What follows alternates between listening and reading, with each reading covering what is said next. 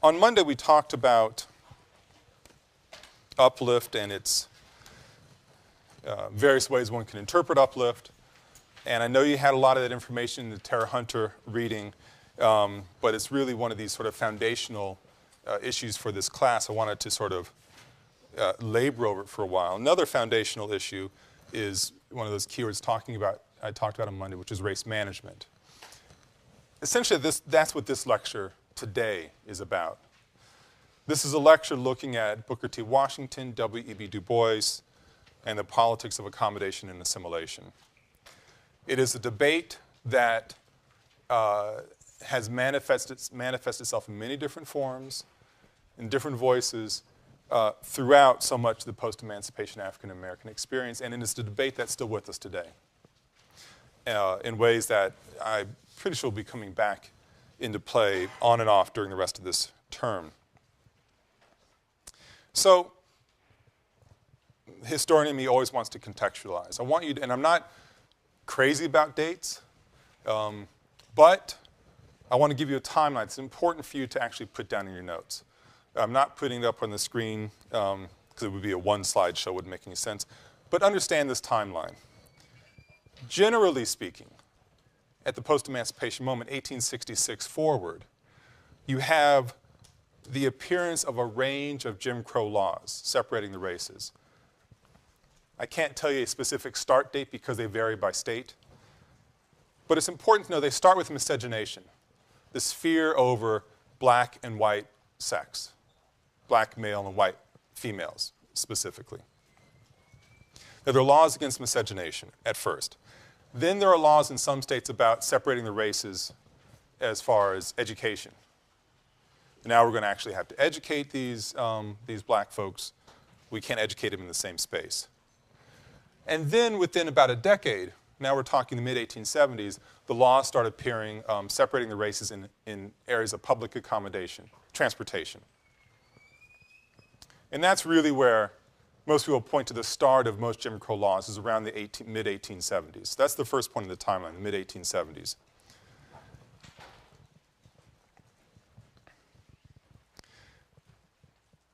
You already know about Reconstruction, the rise of redemption, of course. 1895 I pointed to in the last lecture as being a rather important year. You have, in 1895, the National Baptist Convention formed, as I talked about on Monday.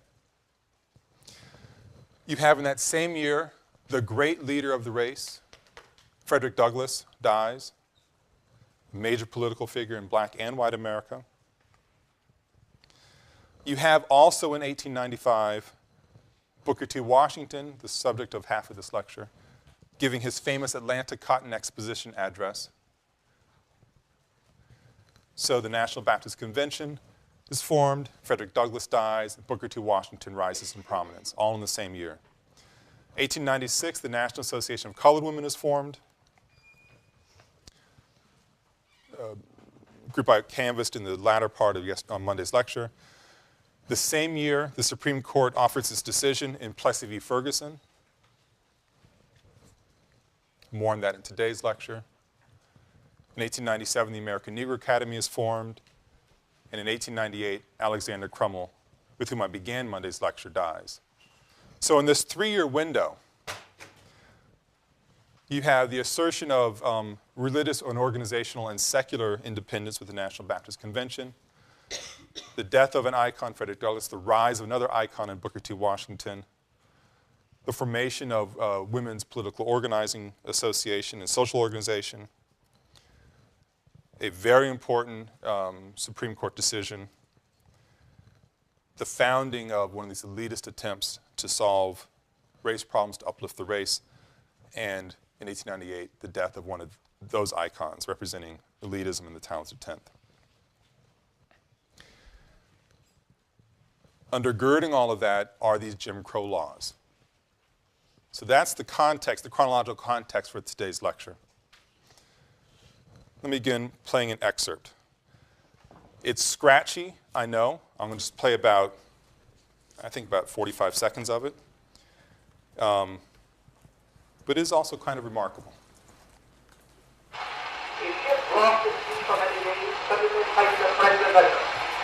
From the mass of the unfortunate vessel was seen a picture. Water, water, we die of thirst.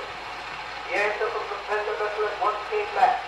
Cast down your bucket where you are. A second time, the signal water, send us water, ran up from the distressed vessel. And was answered, cast down your bucket where you are. A third and fourth signal for water was answered, cast down your bucket where you are. The captain of the distressed vessel at last heeded the injunction, cast down his bucket, and came up full of fresh, sparkling water from the mouth of the Amazon River. Those of my race who depend on stuttering their position in a foreign land, or who underestimate the importance of cultivating friend relations with the southern white man, who is their next door neighbor, I would say, cast down your bucket where you are. Cast it down, making friends in every manly way of the people of all races by whom you are surrounded. Now that's frankly just show and tell. That's Booker T. Washington reading from his famous Atlanta Cotton Exposition address. I know it's hard to hear, but I'm going to go over it. It's also in the readings for this week. But it really is, we're entering a new technological age for the whole country, and sound certainly is part of this technological innovation. And we'll be seeing more of this as this course goes along, more sound files and movie clips, certainly.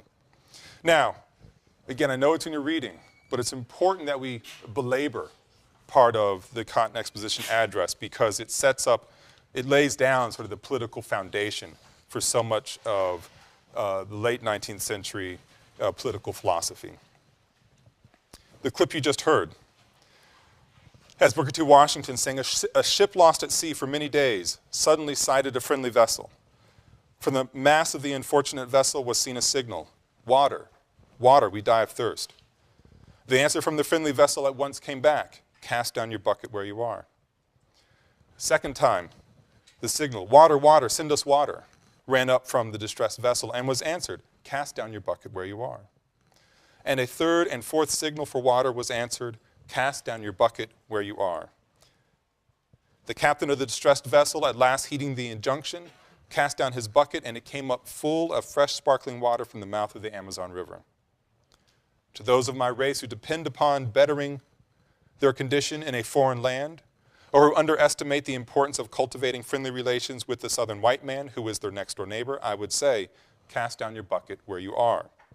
Cast it down in making friends in every manly way of the people of all races by whom we are surrounded.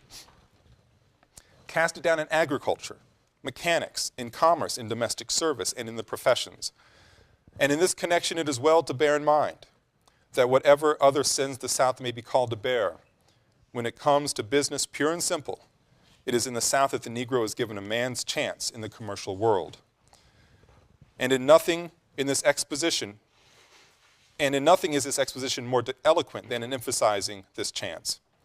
Our greatest danger is that in the great leap from slavery to freedom, we may overlook the fact that the masses of us are to live by the productions of our hands and fail to keep in mind that we shall prosper in proportion as we learn to dignify and glorify common labor and put brains and skill into the common occupations of life. No race can prosper till it learns that there is as much dignity in tilling a field as in writing a poem. It is at the bottom of life we must begin, and not at the top. Nor should we permit our grievances to overshadow our opportunities. To those of the white race, who look to the incoming of those of foreign birth and strange tongue and habits for the prosperity of the South, were I permitted, I would repeat what I say to my own race, cast down your bucket where you are. Cast it down among the 8 millions of Negroes whose habits you know, whose fidelity and love you have tested in days when to have proved treacherous meant the ruins of your firesides. Cast down your bucket among the people who have, without strikes and labor wars, tilled your fields, cleared your forests, builded your railroads and cities, and brought forth treasures from the bowels of the earth, and helped make possible this magnificent representation of the progress of the South. Casting down your bucket among my people, helping and encouraging them as you are doing on these grounds, and to educate and to education of head, hand, and heart, you will find that they will buy your surplus land, make blossom the waste places of your fields, and run your factories. While doing this, you can be sure in the future, as in the past, that you and your families will be surrounded by the most patient, faithful, law-abiding, and unresentful people the world has ever seen. As we have proved our loyalty to you in the past, in nursing your children, watching by the sickbed of your mothers and fathers, and often following them with tear-dimmed eyes to the graves, so in the future, in our humble way, we shall stand by you with a devotion that no foreigner can approach, ready to lay down our lives if need be in defense of yours, interlacing our industrial, commercial, civil, and religious life with yours in a way that shall make the interests of both races one. In all things that are purely social, we can be as separate as the fingers, yet one as the hand on all things essential to mutual progress. The wisest of my race understand that the agitation of questions of social equality is the extremest folly, and that progress in the enjoyment of all the privileges that will come to us must be the result of severe and constant struggle rather than of artificial forcing. No race that has anything to contribute to the modern world, to the markets of the world, is long in any degree ostracized. It is important and right that all privileges of the law be ours, but it is vastly more important that we be prepared for the exercise of these privileges. The opportunity to earn $1 in a factory just now is worth infinitely more than the opportunity to spend $1 in an opera house. 3 excerpts from this critical speech, 1895. The clip I played and the excerpt I began reading revolves around the phrase, "cast down your bucket." It's a compelling story, a ship lost at sea, not realizing it's at the mouth of the Amazon River, thinking it's going to die, and safety was all around it. Washington is telling the members of the Atlanta Cotton Exposition, gathering of business leaders trying to raise money to save the South or improve the South in economic terms. Washington's telling them that they need to trust blacks to do the right thing. He's telling the white industrialists, the agricultural leaders, you know, you're trying to import immigrant labor. Don't do it. There is not a tradition of labor organizing, union organizing, and strikes among blacks. It's because they weren't allowed in unions. It's another issue, of course. But Washington's telling the white owners, the factories and the mills and the fields, this is a workforce you can trust, who's toiled by you, who's nurtured you and nursed you, and we'll be faithful. We've proved our faithfulness in the past. So it's a nativist argument. We don't want foreign labor in here. It's also an argument about race management. He begins by telling blacks, look, you can't agitate. You need to recognize that this is our home, South, and the rural South. This is where we are, and this is where we need to make our futures.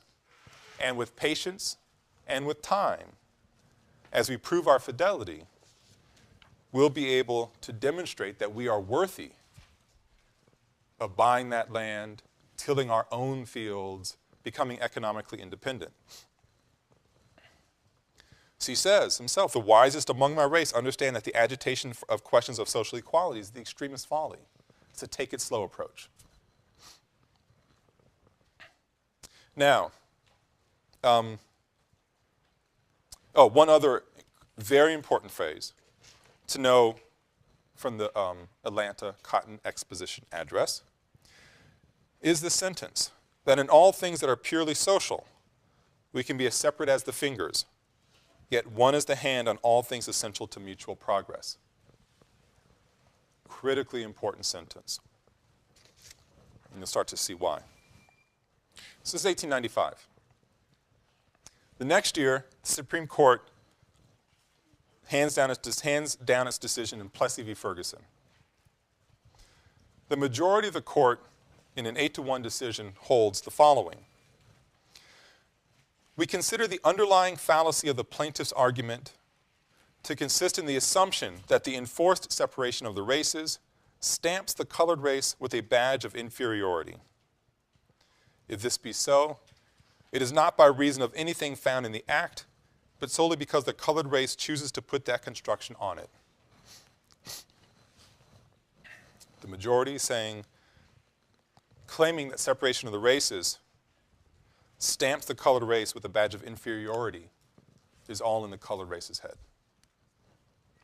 Badge of inferiority. The dissent, written by, well, he's the only person writing it, Justice John Harlan, says that the arbitrary separation of the citizens on the basis of race while they're on a public highway is a badge of servitude, wholly inconsistent with the civil freedom and the equality before the law established by the Constitution. The majority saying the badge of inferiority is non-existent. It's a construction. It's in their minds. And Harlan says exactly the opposite. It is a badge of servitude to force a separation of the races in public accommodations. Now, what was Plessy? What was this case about? Many of you know, I'm sure, the outlines of it. June 7th, 1892. Homer Plessy, a U.S. citizen, resident of Louisiana, buys a first-class rail ticket. He boards the train and takes a seat in the first-class coach. It's a whites-only coach. You wouldn't be surprised, I imagine. He's asked to move. Conductor understands that he's not white. And Plessy refuses and is thrown off the train and thrown into jail. He's broken the Jim Crow laws of segregation of the races in Louisiana. The statute established in 1890. Homer Plessy argued that such segregation violated the 13th and 14th Amendments of the Constitution. The Supreme Court said in response, 3 years later, that racial separation did not abridge the privileges or immunities of U.S. citizens or deprive persons of liberty or property without the due process of the laws. The tenets of the 13th and 14th Amendment. The Supreme Court says it doesn't do any of these things, separating the races. There's still due process. You still have rights as a citizen. Now, Plessy, it's worth knowing, was convinced he would win this case. He actually pursued the legal crisis in the first place. He didn't just walk up to the ticket booth thinking, I'm going to buy a first-class rail ticket and have a nice, quiet ride, to my destination. He knew the law. He thought it was wrong, and so he decided to test it. And he thought he would win. And Plessy really also thought that he would win it because his own literal embodiment would prove how absurd segregation practices and laws really were. Going by the very clumsy and messy sort of dividing one's blood by races, Plessy was 7/8 white and was so fair-skinned he could easily pass for white. In fact, he had to confirm to the conductor, it's like, yeah, I'm black. The law of the land is if you had just one, quote, drop of black blood, you were black. So Plessy, ostensibly is a white man, ostensibly, has black heritage, so he is black legally, would only by declaring his race would people realize that he was breaking the law in the first place. He says, the law is ridiculous, and I'm going to test it, and I'm going to win it. Well, he misjudged the justices. So you have, starting in 1866, but speeding up and going from miscegenation to education to transportation, generally speaking, a range of Jim Crow laws separating the races. But when Plessy v. Ferguson is decided and announced in 1895, separate but equal is established as in line with the Constitution, and it will remain the law until Brown v. Board of Education is declared in 1954. So we're talking about almost 60 years of constitutionally supported federal law and in state laws established with Plessy v. Ferguson. Now, the Supreme Court offers its decision in 1896. But the case had been in process since 1892. And what does this matter? I mean, we all know these things take a while to bubble up to the Supreme Court. It matters because there's no doubt that when Booker T. Washington rose to speak at the Atlanta Cotton Exposition in 1895, he knew that efforts were underway to challenge racial separation. Washington, however, openly and famously accommodated to white Southern and Northern business interests. This was not a little quiet case kind of trickling its way up through the system. Washington was a well-educated man. He knew about race politics, of course. And so he made a conscious decision in 1895 to declare that he's on the side of Southern business interests, Northern business interests, separating the races to reduce racial anxiety of these whites. He knew that Plessy v. Ferguson was being fleshed out in the legal system.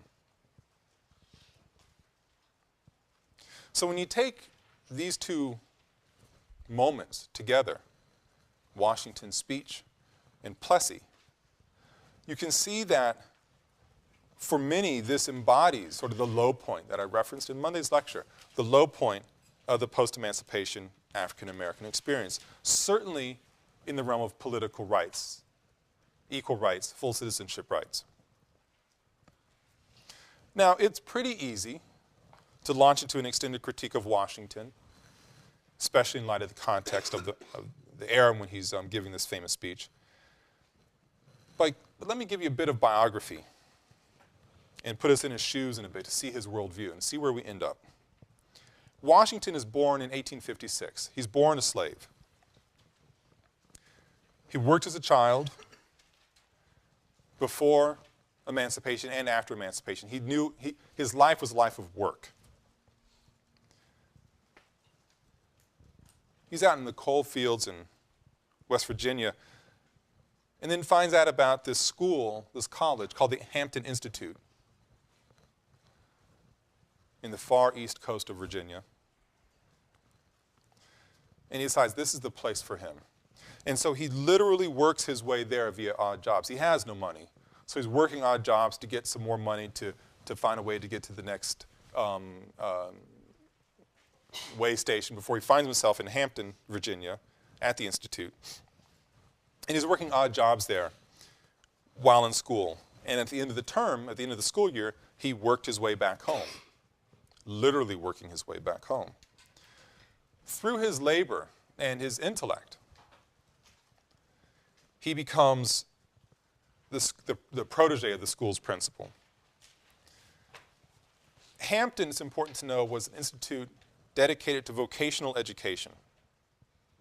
That was the rationale of the Hampton Institute. Learning crafts and skills was critical.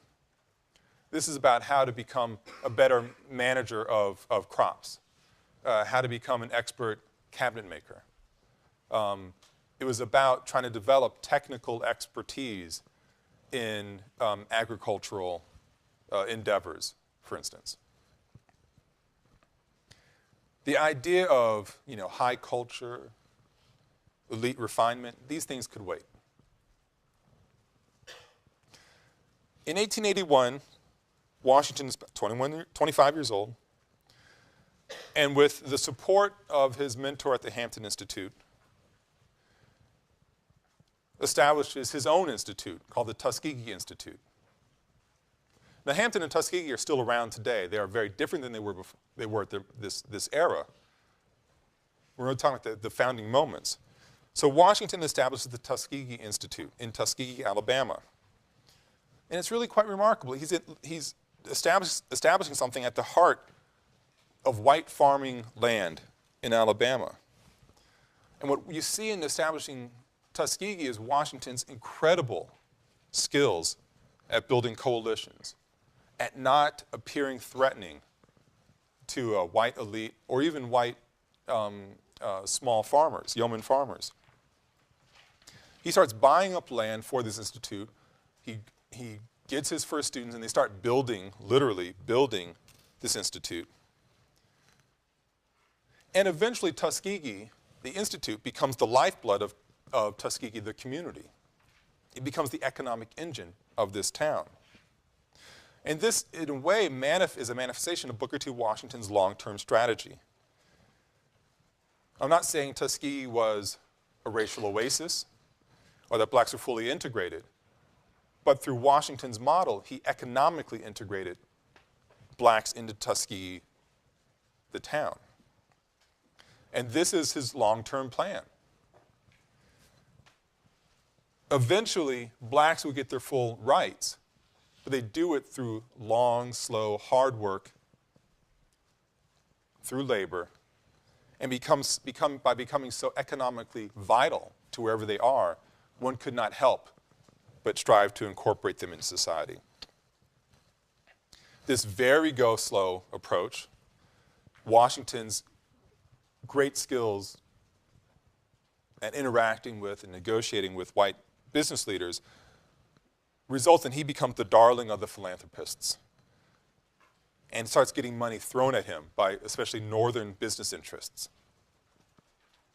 allowing him to build up Tuskegee further and allowing him over the course of the next 20 or so years to build up, especially after 1895, the last 20 years of his life, he dies in 1915, to build up a portfolio of power that leads one with no other conclusion to draw except he was the most powerful black person in the country. Undisputed leader of the race. If a newspaper didn't like his ideology and ran editorials, he would buy the newspaper and fire the editors, put his own editors in place. Kind of like Rupert Murdoch, right? I mean, he was a sort of a mogul in black America, an advisor to President Teddy Roosevelt, much to the great anger and fear of many people in white America. Now, time to ask some critical questions. On one side, you can ask the question, well, why did philanthropists chip in? Was it because of his charm? Well, I mean, these were businessmen. They had their interests at heart here. They saw that Washington was training a fantastic worker base. If you'd follow the Washington model, very smart workers, trained in certain skills and crafts, ideal for their mills, factories, and such. And he's also training a permanent second-class citizen. But this will be a docile workforce. That's exactly what the factory owners want. The smart workforce is not going to raise any problems. I'm asking a question from the other side. I mean, it's so easy to sort of condemn Washington for these reasons I've outlined just now. But let's think about where he was living, what he was advocating. What really was possible in the Deep South in the late 19th century? Where we talked about lynching, rise of all kinds of laws to wipe out the black vote. The black vote was disappearing radically during this period, the very last years of the 19th century. 75% of blacks still lived in the Confederate South. And the great majority of that percentage were agricultural workers. Blacks were on the farms. Half of the total Southern population was black, but blacks owned just over 10% of the farms. There was essentially no agricultural education. I mean, the Tuskegee kinds of model are the exceptions, and black farm production's low.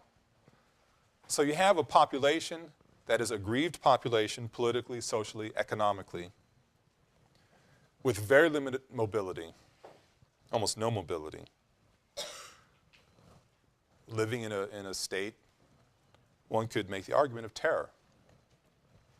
So when you think about the lived conditions of African Americans, the great majority of them,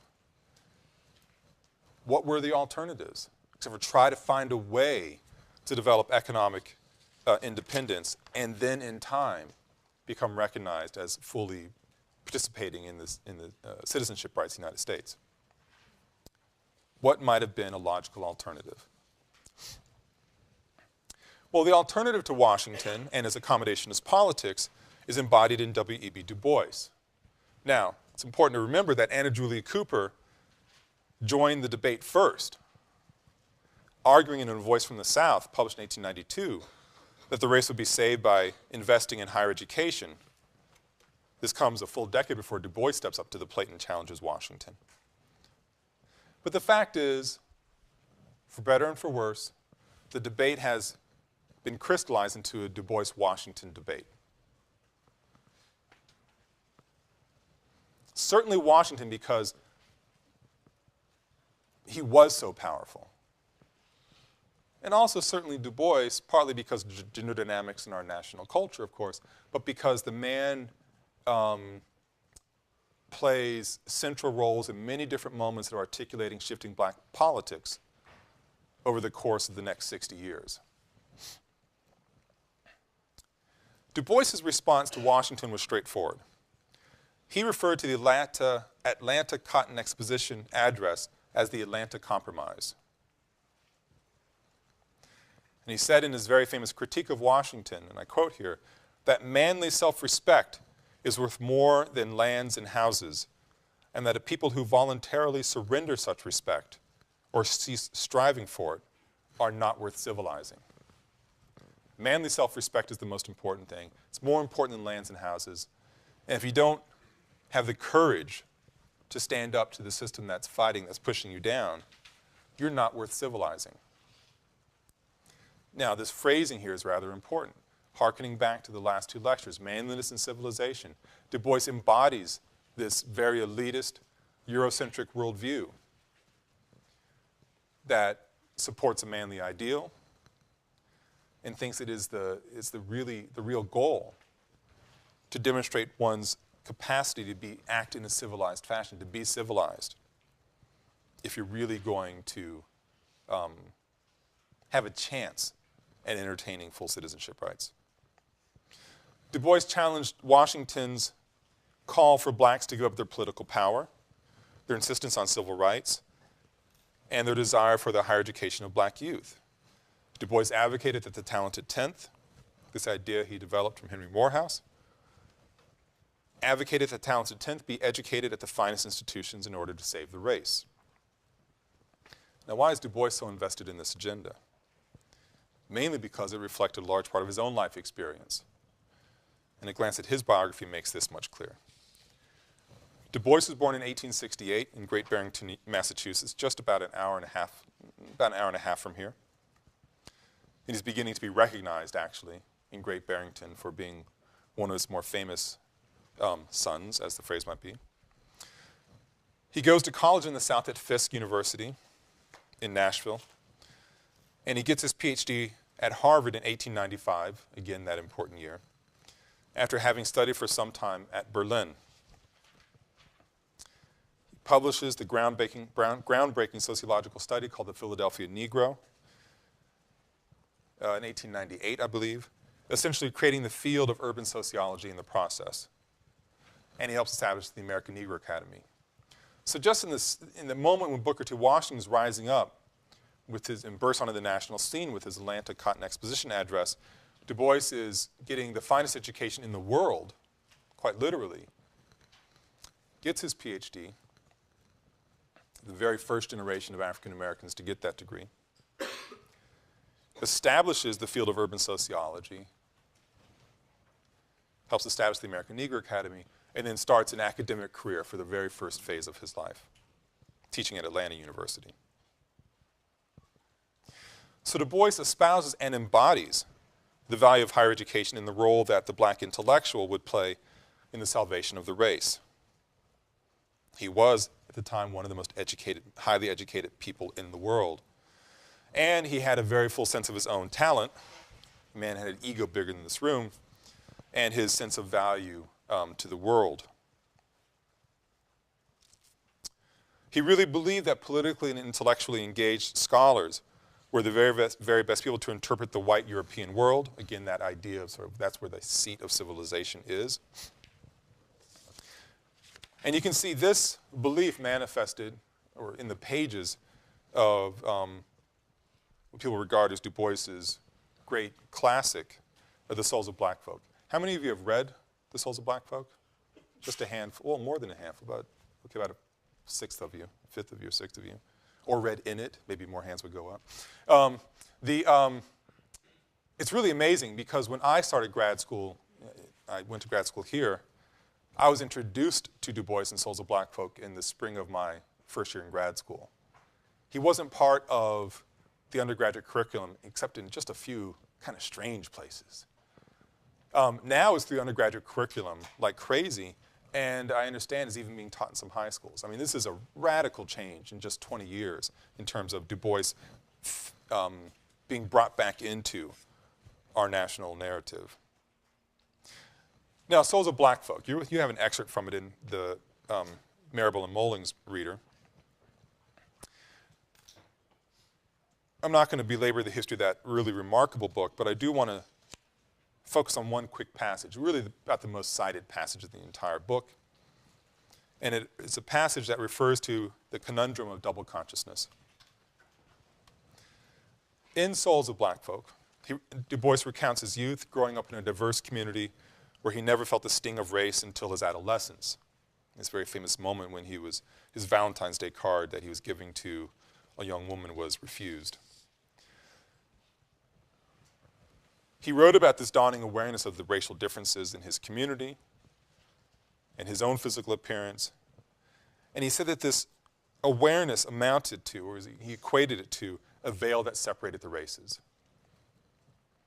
And he writes, "The Negro is sort of a seventh son, born with a veil and gifted with second sight in this American world, a world which yields him no true self-consciousness, but only lets him see himself through the revelation of the other world.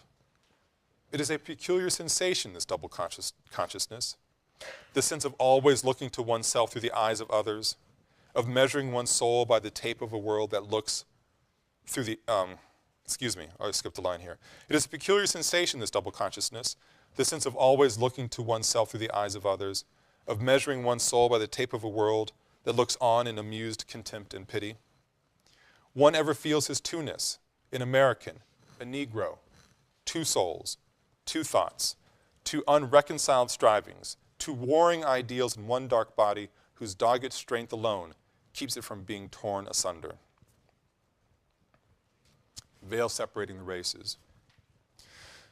The passage is important for the way in which Du Bois describes the differences in perspective between white and black worlds. As Ralph Ellison would mention some 40 or 50 years later in his book, the differences that rendered blacks invisible to white America. I'm referencing Ellison's classic The Invisible Man here. Du Bois says it is as if this veil keeps blacks hidden from view. But veils, as we know, allow the wearer to see the world outside. This is black America's special gift, according to Du Bois, that they could see America from a perspective that was all but invisible to whites. This gift, however, was also a curse.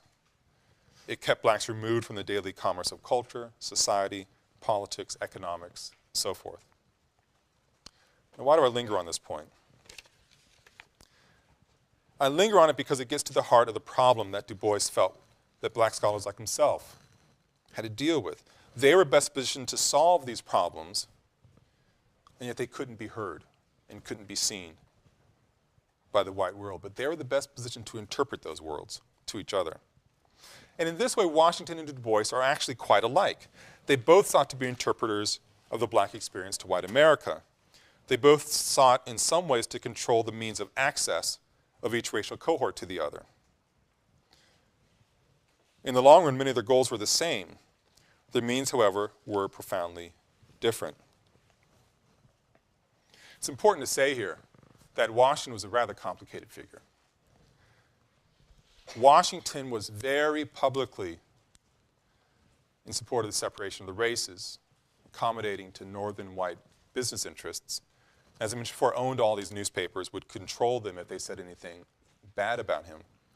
But he also funneled money to Du Bois and other activists, knowing a public support would destroy him, but recognizing that sometimes, not all the time, but sometimes, their points had merit.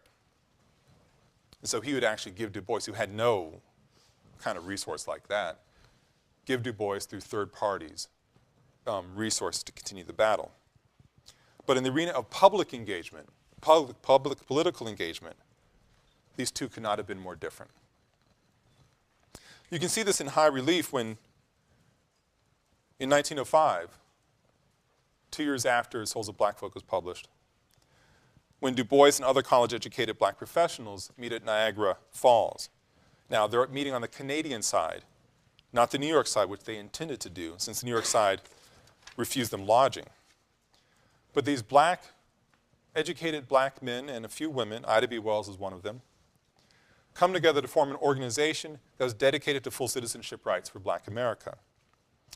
The so-called Niagara movement demanded a number of things: freedom of speech and full citizenship, manhood suffrage, the abolition of all distinctions based on race, the recognition of basic principles of human fellowship, respect for the working person.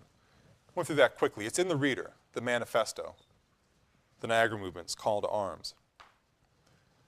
But it's important to, we'll look back at that and think of these themes I just talked about: full citizenship rights, the vote, abolition of distinctions based on race, human fellowship, respect for the working person. I want you to think back to this moment in 6 or 7 weeks. Well, in about 3 or 4 weeks, in the 6 and 7 weeks, this is an abiding theme of political organizing in black America throughout much of the 20th century. Washington was invited to join the Niagara movement. He was by far the most powerful black person in the country. He was invited mainly out of courtesy because of his power. He declines. Some of his greatest enemies are the people organizing the Niagara movement. But at least they had to, put out that olive branch.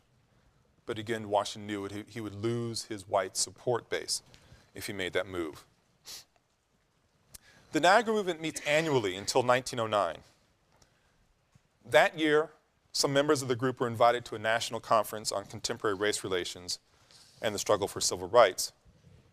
This group of white activists, many of them with abolitionist roots back to the previous century, came together because of a race riot and a lynching. Heretofore popularly felt to be a Southern phenomenon, despite, like the New York City draft riots, is evidence to the contrary. This race riot and lynching happened in Springfield, Illinois in 1908. The riots were horrific in their material significance, certainly, loss of life and property, but the symbolic significance was far greater, at least for these organizers. The riot occurred on the 100th anniversary of Abraham Lincoln's birth, and several black citizens in Springfield are lynched within a few blocks of Lincoln's home and within 2 miles of his gravesite. Now, the riot started when a white woman accused a black worker of raping her and assaulting her. She later recanted, admitting that her white boyfriend had beat her, but it was too late. Angry mobs formed, started looking for the perpetrator, who was spirited out of town quickly. But the mobs start forming and attacking blacks under the impression that they were the ones harboring the rapist. But the great emancipator's memory could be so sullied, horrified these white liberals, some of whom organized this conference and invited members of the Niagara movement. Together, these white liberals and a few representatives, these black liberals from the Niagara movement, decided to form a new social betterment organization that would be dedicated to the pursuit of civil rights for blacks. And that organization is the National Association for the Advancement of Colored People, the NAACP. Du Bois was one of the people from the Niagara movement who went to this conference, and he joined the NAACP upon its founding in 1910 and serves as its sole black officer. He was the director of research and publicity for the NAACP and the editor of its magazine, Crisis. And Du Bois would remain at the NAACP for the next 25 years. He would have this very vexed relationship with the organization. So from its inception, the NAACP needs to be understood as essentially a white organization with Du Bois as the sole black officer, dedicated to the improvement, quality of black life, certainly. But the people running the NAACP, left, progressives, some of them considered radicals, were all political agitators, but they're agitating toward an assimilationist goal. This is why Du Bois felt so at home with this sort of politics. The NAACP, not to make light of the commitment of these radical progressives and Du Bois as well,